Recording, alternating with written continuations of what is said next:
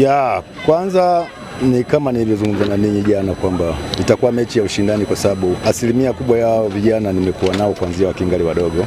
Kwa hiyo hata zile moment za transition wanafahamu kwamba tukishika mpira huyu mwalimu mara nyingi huwa tunakuwa hivi. Ndio maana umeona muda mwingi walikuwa wanafanya high pressing kutunyima utulivu kuanzisha mipira. Lakini yote kwa yote tumepata nafasi kipindi cha kwanza kama 2-3 tumeshinda kuzitumia.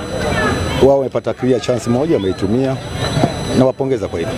Ya kwanza eneo la midfield walidominate. Eneo la katikati walidominate. Ndio maana unaona dakika kidogo nikafanya marekebisho kuingiza baadhi ya wachezaji, timu ikaanza kuonekana inacheza vizuri. Kwanza elewa asilimia ya kikosi cha msimu jana na mwaka huu. Ni timu mpya kabisa. Yaani na wachezaji 4 ambao walicheza msimu jana ndio wameanza. Kwa hiyo ninaanza kusuka timu upya.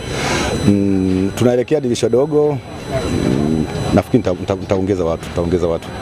Ni swala la kawaida kwa sababu ni football hiyo, na nilichokianzisha pale ndio bado wanafanya mwendelezo, na huku nilikoenda nimeenda kufanya kazi sehemu nyingine.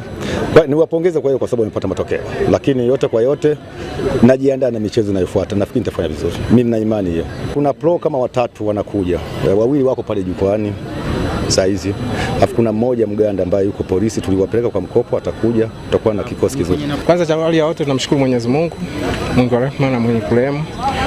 Hazikuwa dakika 90 nyepesi, zilikuwa dakika 90 ngumu, kwa sababu kila mechi tunaocheza Siasia na Alliance haijakuwa nyepesi. Kuanzia mechi zilizopita za msimu uliisha na hizi. Kwa hiyo matokeo tunapata, lakini tunapata kwa kustruggle. Maana mechi ya kwanza tulipata msimu uliisha 2-1 na mzunguko wa pili tukapata 1-0 na leo tunapata 1-0. Ya sema zile ni super sub ambazo tunazitumia muda wote ambao tukiwa nazo kwenye hata mechi za friend mechi zinakuwa zinatupa matokeo. Kwa hiyo tuliamini kupitia wale, kwa sababu nafanya hivyo kila mechi. Kwa hiyo tukaamini, tukasema, tukaona mapungufu yao kwenye eneo la ulinzi kwamba wana mapungufu, wanaacha nafasi, na wale ambao walikuwa wameanza walikuwa wanashindwa kuzitumia zile nafasi. Kwa hiyo tukawaingiza wale, wakaenda kutupa matokeo. Malengo yetu tumalize nafasi ya 4. Kwa hiyo lazima kwanza mechi ambazo za kalba yetu hawa wa level yao kwetu tupate matokeo. Kwa hiyo bila kupata matokeo kwenye level yako huwezi kupata hiyo nafasi ya 4. Kwa hiyo msimu huu malengo yetu ni nafasi ya 4. Kwa hiyo tunamshukuru Mungu tumepata matokeo katika mechi ya leo, na tunajiandaa na mechi nyingine ambayo ya Fountain, na tunaweza tukapata matokeo inshallah. Waendelee kutusupport timu yetu, waendelee kusupport timu yetu. Timu yetu sasa safari hii ina mabadiliko makubwa. Tulikuwa tunatumia sana wanafunzi zaidi, lakini sasa hivi kuna mchanganyiko. Kuna wachezaji ambao tayari washacheza ligi kwa muda mrefu, kwa hiyo tunaamini tunaweza kufanya makubwa katika msimu huu.